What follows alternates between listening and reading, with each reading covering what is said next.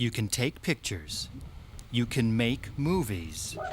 You have unlimited access to all areas.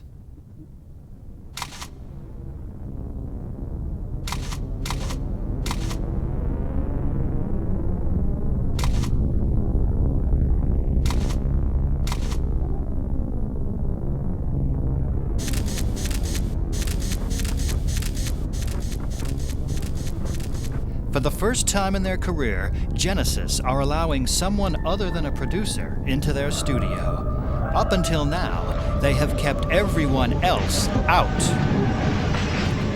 They have been private about the creation of their work. Very private. Before now, no one has been allowed behind the scenes at a Genesis recording session. In the past, the producer hasn't even been allowed an assistant in the studio. But now, Mike Rutherford, Tony Banks,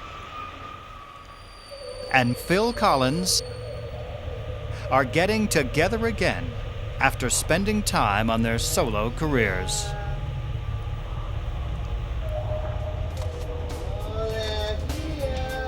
They find themselves in a very public position.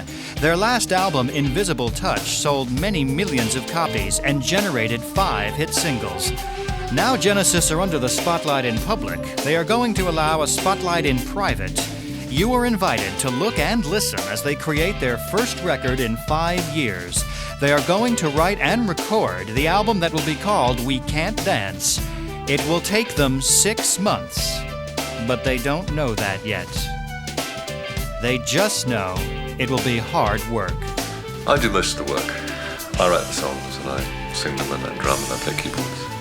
But I have to give Tony and Phil a bit of credit so they don't feel left out. Let's be honest. It's truth time. Question number 1, boys and girls. Oh dear, here we go. Act 1, scene 1. Are you ever surprised people are still interested in you?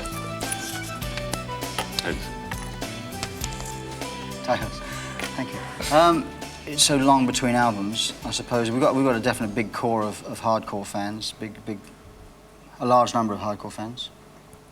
But you know, sometimes you're surprised that when a record's selling such great numbers as the last one did, that people still remember who you are.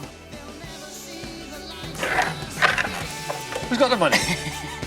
Genesis Studio is called simply The Farm. It is located in an old farm in the county of Surrey.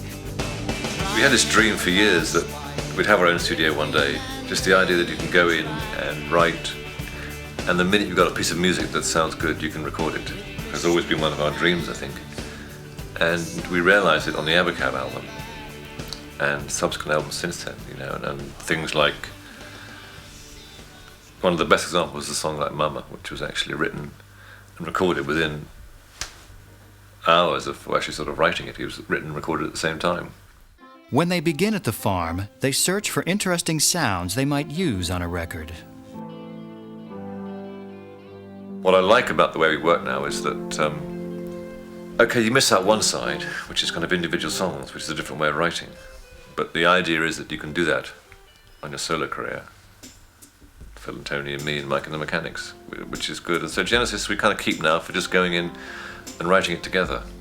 I think what we do, I mean, it's always so intangible to say what we're all about. There's a certain kind of chemistry that seems to happen when the three of us improvise and play and mess around together and just make sounds. And it seems to me it's the kind of music that we can't do. It's different to what we do on our own. It's a combination of those sort of sounds and ideas.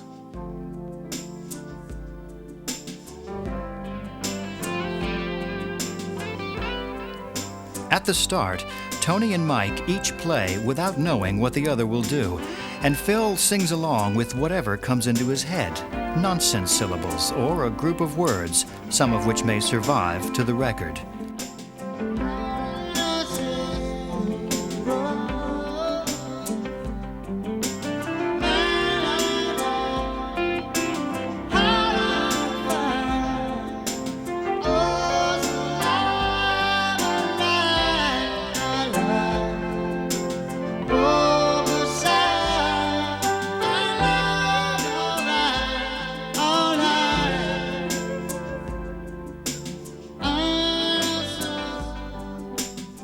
sing with it and do a little sort of guitar. Drum solo. I'm first. First song, what? It's very nice to play the little lead licks. So what did you say? You said something about vocals. A lot of these songs, Yeah? so if you get in for the singing, you'll be alright. That's it. There's less lyrics to write, you know. Guitar solo. Somewhere in there, I feel Keyboard if, solo. rather than come back to a vocal, I don't know where, but If you don't want me to sing, George, I won't sing. you could do. If you want me to sing, I'll sing. If you don't want me to sing, I won't sing. All right? There are disagreements, but only... I missed that, sorry, there's everything. No, it's okay, you didn't miss much. But I mean, I'm taking over your answer, but over 20 odd years, I think it's, given the track record of most groups, I think it is extraordinary. I'm getting teary-eyed here. But It's sweet. that we actually get It's on very very well, sweet. you know, and we actually get on and we like each other and we have a lot of laughing in the studio, and I think that's very important.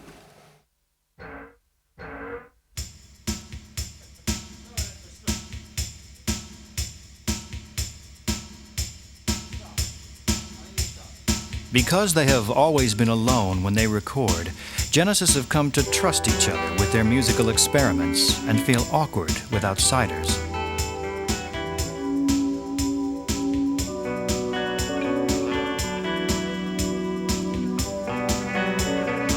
The way I mean, I'm sure we all write words differently, I know we do, but the way I write words is that when we're writing the music, that's to say whether we're writing it as Genesis or whether I'm writing it on my own, I'll improvise while we're writing.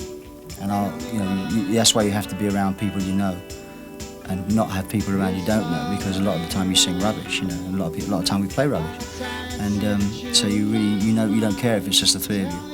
And eventually, if you do that long enough, and over a period of years, you learn to free your mind a bit, and just to sort of improvise without even thinking about it.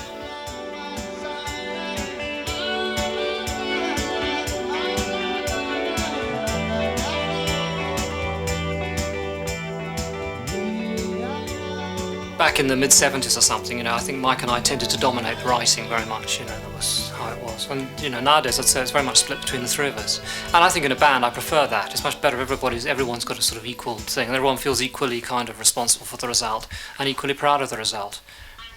Genesis co-producer and engineer on We Can't Dance, Nick Davis. We haven't actually got an engineer, but Nick's going to be answering the phone for the reception. How do you divide the production responsibilities between the band and Nick Davis? Well, in a sense, you come to depend on the person who's behind the knobs, which in this case is obviously Nick. And it's kind of very difficult to work out the lines, because you are all working towards the same thing. Well, I think the plan is to come in next week and just put guide parts down to the songs that are in a state for doing that. Basic keyboards, basic guitars and drums, and then I think Phil wants to do real drums on songs that need real drums before moving on to the next stage. I think what was just said. That would be the highlight of the recording. This is the history of what became a hit song, No Son of Mine, starting from a noise called Elephant. Please explain the reasons for working titles and give examples. Working titles. Say nothing. Is it me? Heads or tails? No, you go. You just answer. on, you what start. do. Oh, I see. All right, I'll answer it. Working titles are really just a label you hang on a song so that when you talk about it next time, you remember what you're talking about. It's really just the first thing that comes into your mind, which is going to be something you can remember it by. This track, what's it called? Elephant at the moment. Why? Why? Because of this, I think.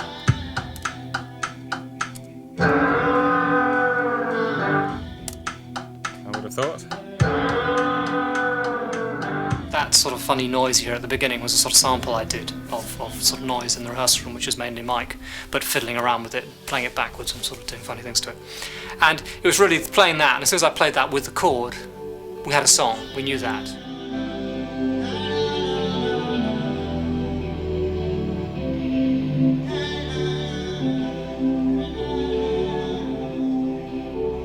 We were sitting in that room writing, and we came to the chorus, what was to become the chorus. I was singing, "No son of mine, no son, yeah, no son." And Mike said to me when we came to writing the lyrics, or dishing out the songs, to saying, "Well, I'd like to write that one. I'd like to write that one, blah blah blah." He said, "On that song, it sounds like you're singing 'No Son of Mine.'" And I don't know what I was singing, really. I was singing something like that. But then suddenly he put that in my mind, that that's what I'd been singing. And so at that point, I went and wrote the lyrics that made sense of what I'd improvised. The story is the young boy, I don't know how old, maybe 11, 12 years old, who basically he lives in a family of abuse.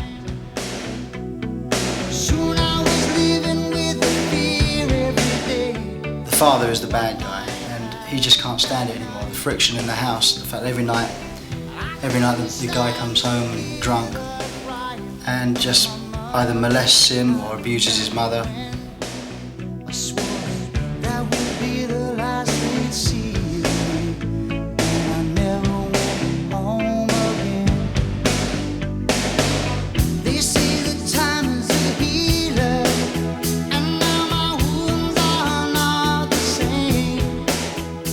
That's really what it's about. And of course the boy, as he gets older, he realises he misses his family and can't believe that his father was all that bad, and he goes back and sees his father, plucks up courage to go back home, knocks on the door with his heart in his mouth, not knowing what the reaction is going to be, and all his father is exactly the same. And turns out, you're not king's son of mine, son.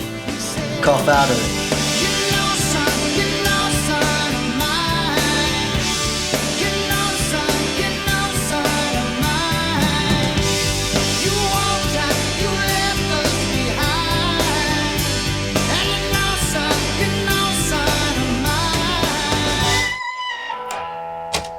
That's the best overplay. It's downhill from now on. What are you up to at the moment?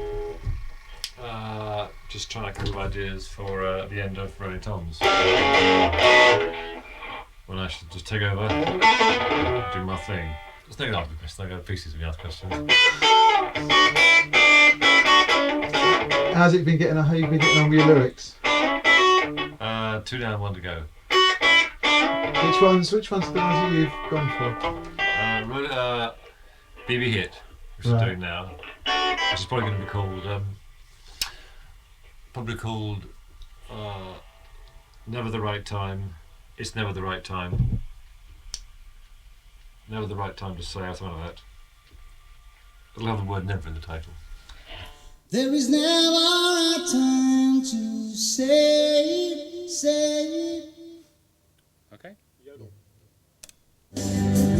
This is the first time Phil Collins has been filmed recording a Genesis lead vocal. There is never a time to say, 'cause it seems to me we've lost our way, so we carry on down the road, and we live our lives haunted by all the things. All right.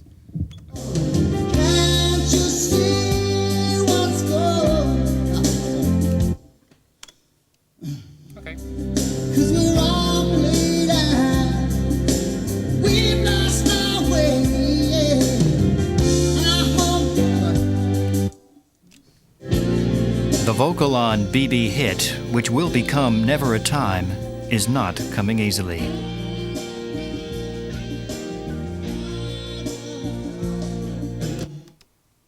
Okay.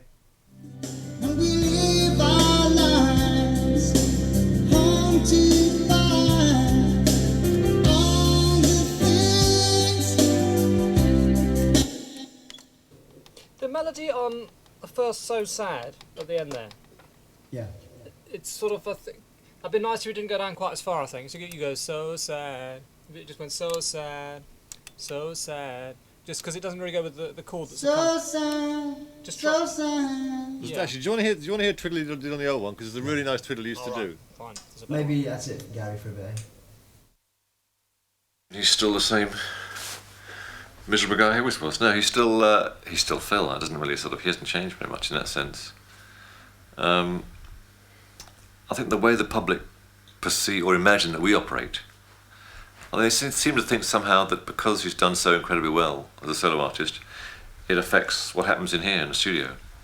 Don't quite know why, but maybe they seem to think that you know, he kind of steams in and says, "Now what we're doing, lads, is, you know," it hasn't really changed us, the studio, very much, I don't think. Do it again. Huh? Oh, that's weird. Huh? I do now, actually. That's just a dodgy button. Dodgy button, Jeff. Hold on my heart, hold on my heart. I put backgrounds on my early heroes, really, and I love the way he uses chords and was able to have big hits with songs that used a multitude of chords. And I suppose the song "Hold on My Heart," which we call Bert, you know, has an element of that. Provisionally named after the composer Burt Bacharach, Bert becomes "Hold on My Heart." Hold on my heart, just hold on to that feeling. We both know we've been here before. We both know what can happen. Hold on my heart, 'cause I'm looking over your shoulder. Ooh, please don't rush in this time. Don't show her how you feel. So hold on my heart. Throw me a lifeline. I'll keep a place for you somewhere deep inside. Hold on my heart, please. Tell her to be patient, 'cause there has never been a time that I wanted something more.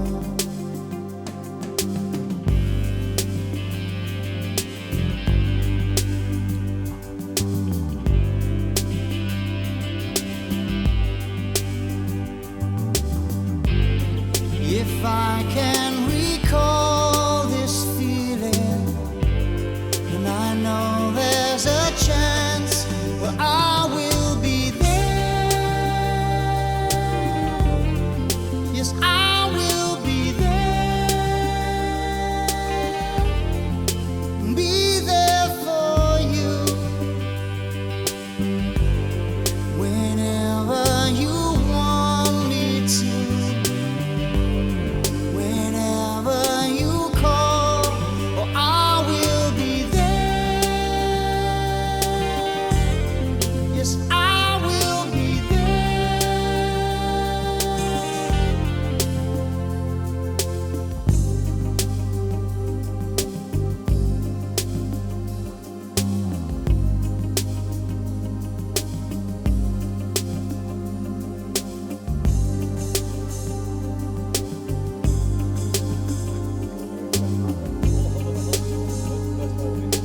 Yeah, first one was brilliant. Yeah.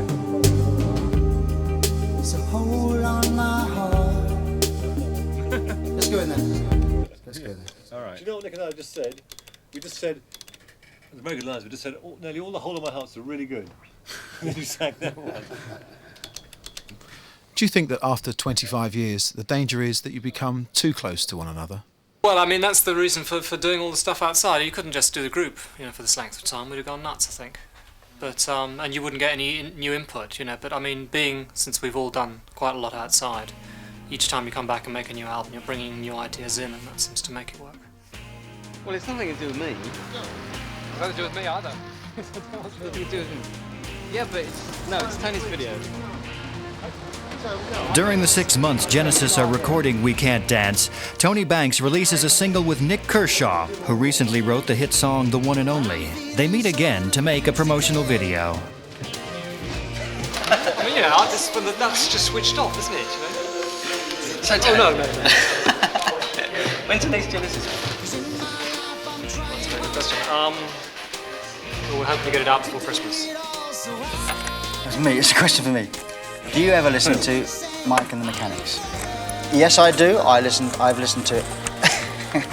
I listen to it. I have all the albums. I like a lot of it. I love Paul Carrick's voice. Paul Carrick could sing the Telephone Directory. As far as I'm concerned, he's got a wonderful voice. Mike Rutherford, Paul Carrick, and the other mechanics convened for a photo session to publicize their latest record.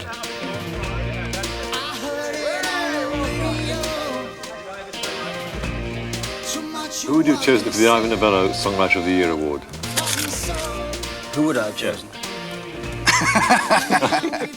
Phil Collins won the Ivor Novello Award for Songwriter of the Year. Did he win it this year? Yes. I had no argument with the decision at all. Who's I don't know anybody else. I only listen.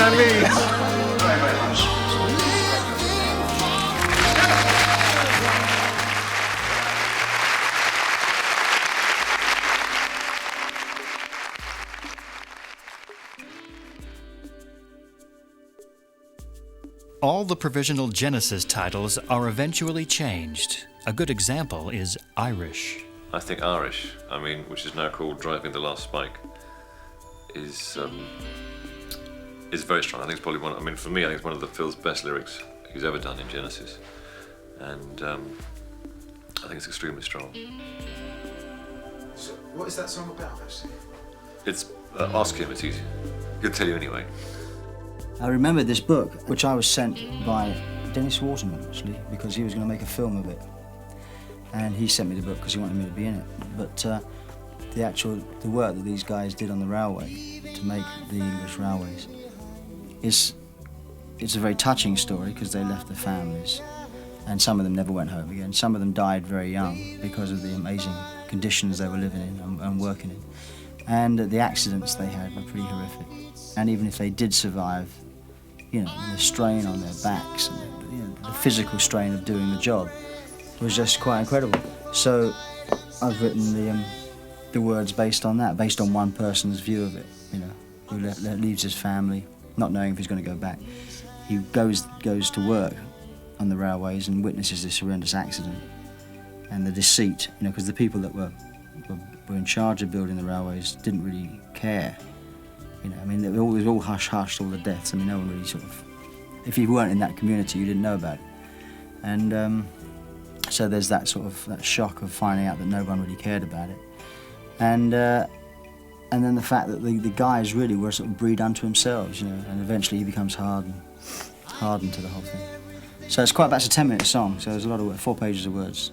But still we wanted more. We sweat and we toil, good men lost their lives. Don't think they knew what for. I sold them my heart, I sold them my soul, I gave everything I had. What would you think if your children decided to get into this business? I wouldn't really care one way or the other. I'd prefer if they didn't, in a way, just because it's a business I know, so it'd be more fun if they're doing something I didn't know. But it's up to them what they do, really. I don't think there's much likelihood of it, really. I don't think either of them are particularly attracted to it.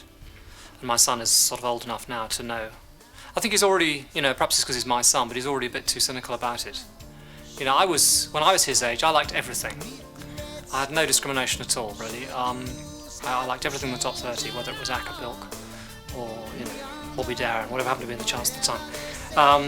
Whereas he's already as selective as I am, He won't listen to most things in the charts.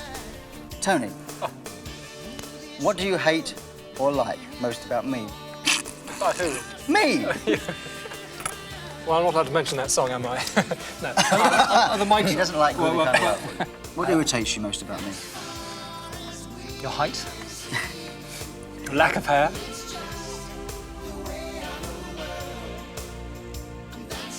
I don't know, actually, what can I say? The guy's here. So you talk about me beyond my name. I'd be totally truthful if he wasn't here. I'd tell you all sorts of things.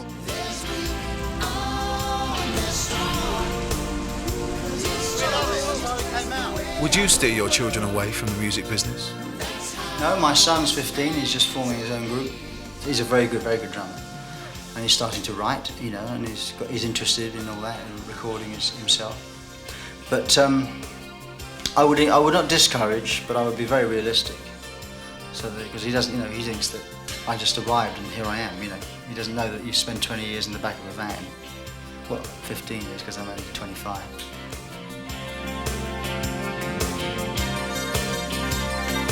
Look at that funky road.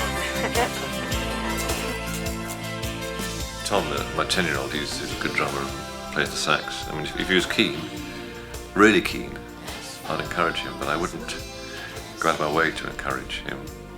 Mainly because I think, I don't know, I probably sound like the old timer who says in my day, but I mean, when we started, it was all a bit of a game. It was a laugh, you know. The idea you could make a living out of doing this never occurred to you. And now it's a big business. It's gone very serious.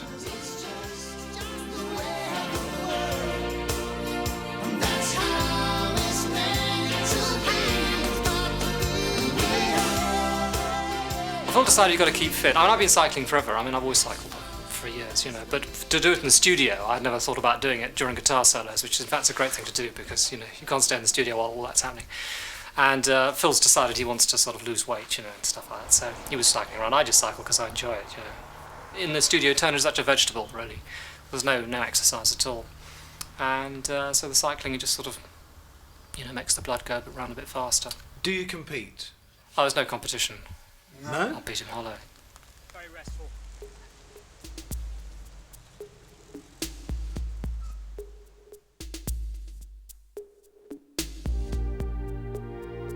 A restful-sounding song, originally called Nile, gets a Tony Banks lyric titled Fading Lights. It kind of sounds like, you know, the boat going up the Nile and the slow-moving ship in the water, that kind of thing.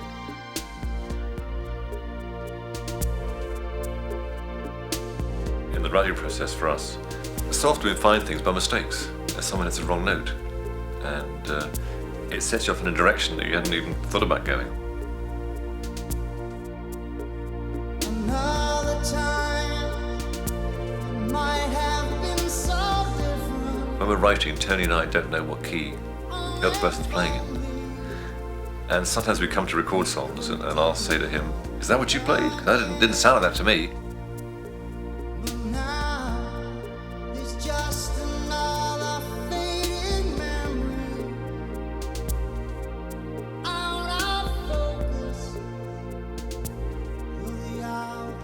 You know, when you combine the two parts, it makes up a nice sound, but individually, they're often quite different. And vice versa, he'll say, "You didn't play that, did you?" And it's just, he hadn't heard it that way until he isolated my part.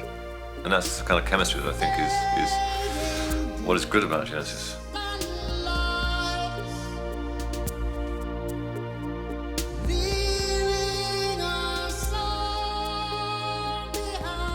What do you think's your favourite lyric on this album? The ones I wrote, undoubtedly, Fading Lights, which I wrote quite quickly, in fact. Nick calls it one of my terminal songs. I was sort of, I don't know, perhaps as you get older, really, you find yourself looking back sometimes and thinking about things that can't be anymore.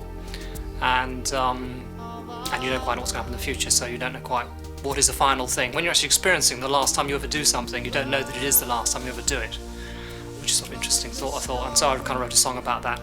And sort of just generally looking back, it's a nostalgic sort of song. I mean, it, you know, it could be corny, but I think I was quite pleased with some of the lines in it. Well, I don't think it would sound very good with drum. No, I want this drums a bit power. Fading Lights is about to undergo a drastic change. The needle will be jumping off the record.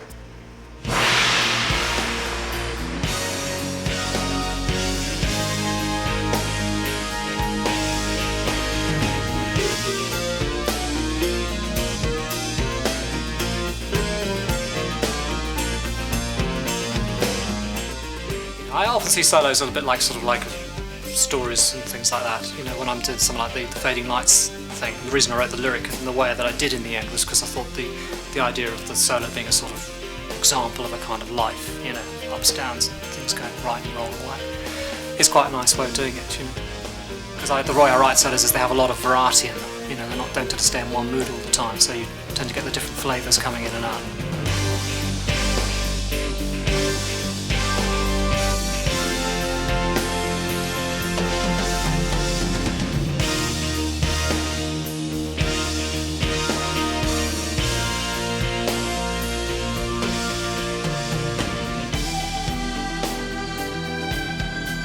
Fading Lights is nearly finished.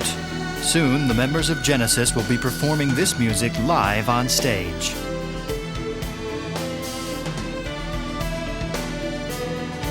Is there a dream or a stage nightmare that you have? Oh, dreaming, you go on stage, it's like the schoolboy one when you go to school and there's nothing you can stop yourself from walking down the street, but you've got nothing on apart from a shirt and jacket.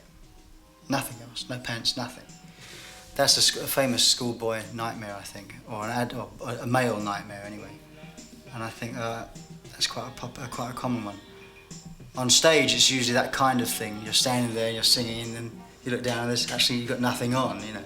Or what we've all had individually is when I get out on stage and either You're trying to do a song with all the wrong keyboards, you know, and stuff, and the sound is just completely wrong. or I hit the first chord. It's a fairly standard dream, I think. I hit the first chord and there are no guitar strings. none of the leads are plugged. There's no leads. The leads are plugged into the wrong things. And there's cries for Dale or it's Jeff now. I forget what happens after that. I think I wake up actually.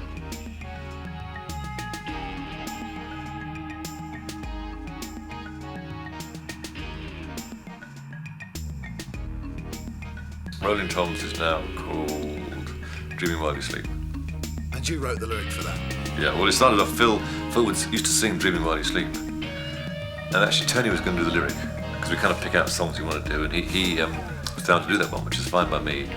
But then I had an idea driving along one day it's about a guy who hits a girl, hit and run really. Didn't see her in the car headlights on a night in the rain, and doesn't stop. And he drives off and leaves her. But then he can't escape the fact that he hasn't told anybody and he can't live with the guilt. So he kind of goes back to the hospital where she's lying in a coma for ever, I guess. I mean, she's still in the coma and the song finishes. And he kind of becomes attached to her. And his life gets linked up with hers and he can't sort of escape, really.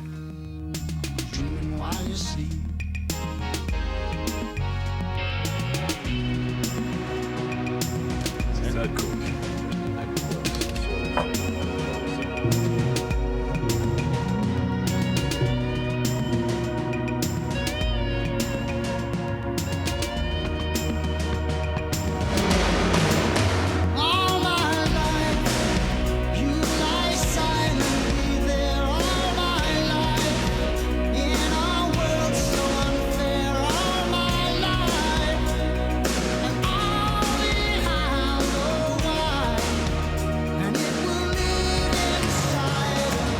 Idea, and then I persuaded Tony that I was going to do it. What did he say to that? Well, he didn't. I mean, he wanted to do it, but I mean, it's the way it works. I had an idea, and I said, "Well, let me try it, and if it's good, fine. If not, if it's not a great idea,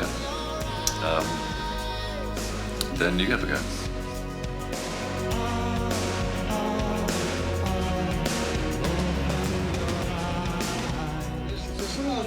It will live inside of me. Which I don't know how loud you're hearing it, but I couldn't really work out what was happening in the chorus. Well, I couldn't tell if it was him or just vibe. All right, there was a good thing at the end of the chorus. Do you want to come and have a listen to what we got and so see what you think of the so you can hear what they sound like?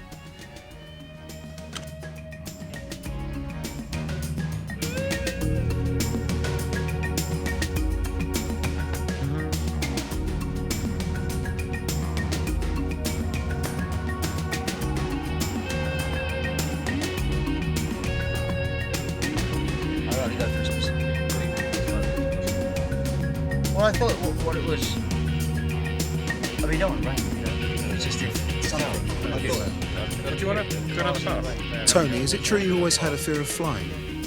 The first 2 or 3 times I flew in my life, I enjoyed it.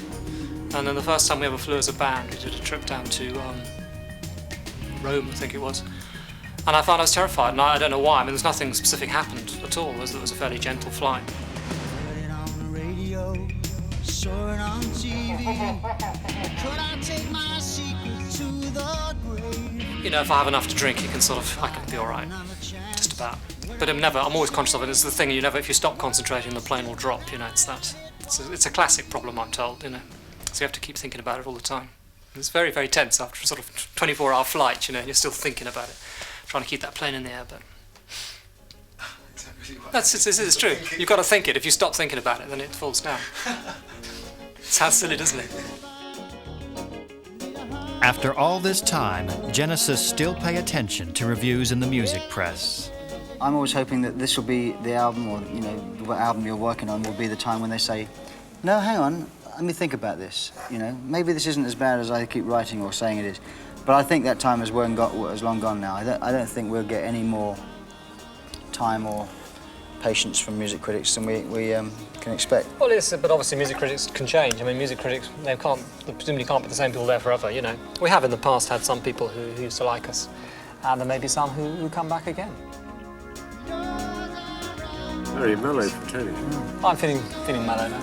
Okay. Fuck 'em, We're all I say. wankers as well, aren't we? Jesus, he knows me, and he knows I'm right. I've been talking to Jesus all my life. Oh, yes, he knows me, and he knows I'm right. Basic idea of the lyric was born when we wrote the song. And when you're working with the rough idea of like, Jesus, he knows me and he knows I'm right, which was the thing that was improvised, taking that along its logical conclusion, you end up with talking about someone that's kind of fanatic, is sort of, I know what I'm talking about because I'm in touch with the Lord, sort of manic Christians, really. And I think TV evangelists sum up that because they're making an incredible amount of money fleecing people, 90% of them fleecing people. And they claim that because Jesus, they're in touch with Jesus, everything's okay. God will take good care of you. Which is to do as I say, don't do as I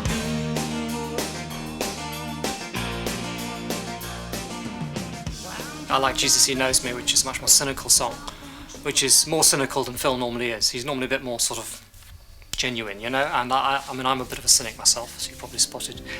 And so I like this sort of very cynical approach of that song. I like it a lot. And it sounds good too. I mean, that's the other thing about lyrics, got to actually sound good when it's sung. The way that it goes, and I know I'm gonna tell you right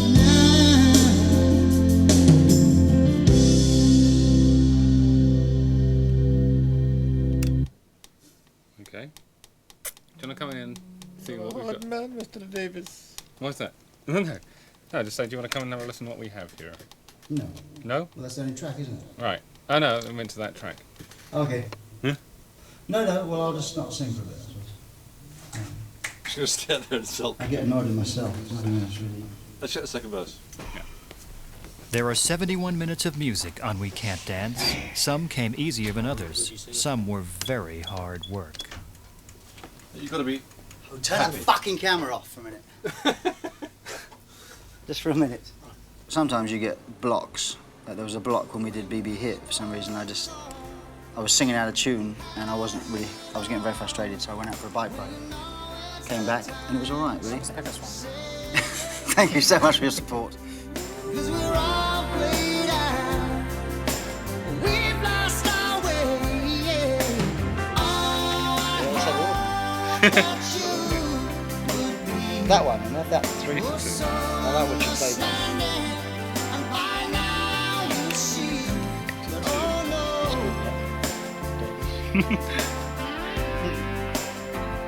so sad. It's your phone. What have been the highs and lows of this album so far? Heads. Heads. I think the high points actually were Blue Jeans and I Can't Dance Since I Lost You, because they started off from nothing and became something. I Can't Dance. I'll show you what's on it. How to construct a hit. Some money rolling in.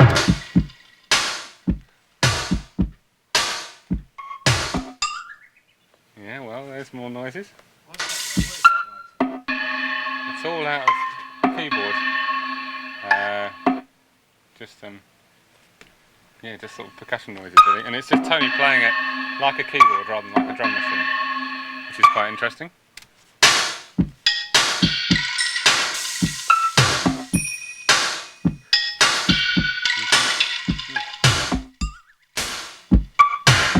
Then Mike.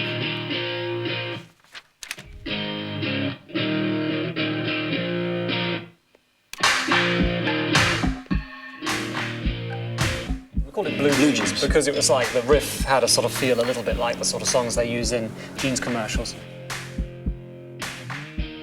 The Hot Sun stuff, the Hot Sun, all that kind of thing, that was improvised, and then... Yes, and the idea then was to write a lyric that was sort of, you know, took the piss out of the ads for Jeans.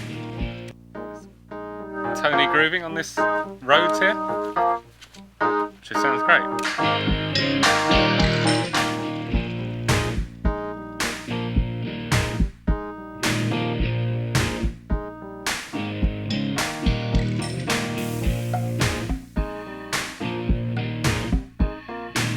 Nothing about me is the way that I walk. I can dance, I can sing. I'm just standing here selling. Oh, I'm checking everything is in place. You never know who's looking on. The perfect body with a perfect face. I think there's some bass here. Yeah.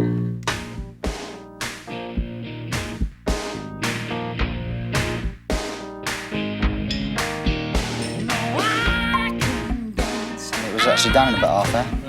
And of course, the drums on it, which are And the fabulous. drums were actually not me. Keyboard drums. I played the real drums at the end, but the slightly shabby stuff at the front is actually him.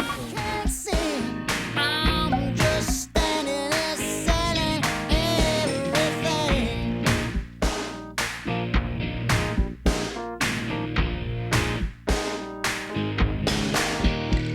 I can walk.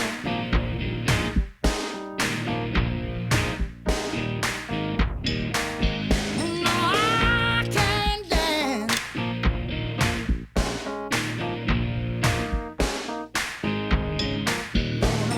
I can dance. Co-producer Nick Davis mixes the track Since I Lost You, and then the recording of We Can't Dance is all over.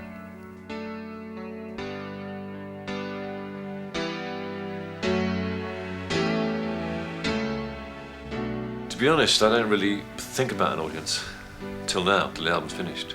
I think, I don't care what they think really. It's very important that you don't actually give a damn about them, because you've got to make the record for you, and the record that you like, and the songs you like. And in a way, we're kind of so insular here that it's always hard when a record's finished. You've got to kind of hand it over. It's your baby, and you know, you're so close to it.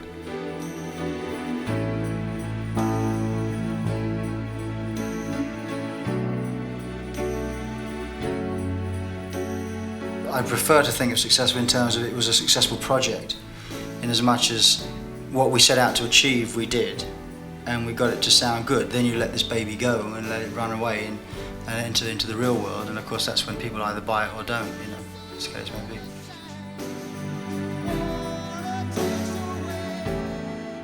What stage are you at now with the record? Putting the final thing together, assuming that we don't decide the order's not right, but I think we think it is right, so that's it. Bye. No trouble at all, no fighting. Never mind. The trouble is, now what happens now is that we finish the album. It means the good bit's finished and the bad bit starts. The promotional side is something that it's just, you got to do it. I mean, it's hard work. It's not much fun. The gigs are fun. So there's a big gap now until touring starts, when the work side is a little bit less fun. I've done the bit I like best, really. Done a lot of this, and I've got to do a lot of that.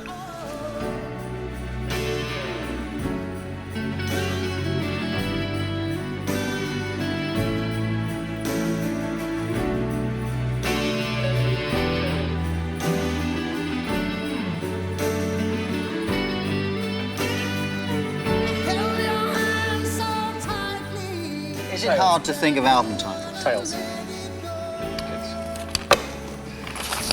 It can be. This one's been a bit harder. They either come day one, very early on, like a song title, and you've got it, or you've got to hunt a bit. This one we've had to look a bit hard. No song title really came out. It's going to be called Man and Boy. Moment in time. It's going to be called We can't dance. You're going now. And you're going too. Genesis are going too. They will play We Can't Dance on a 13-week tour this coming summer. See you then.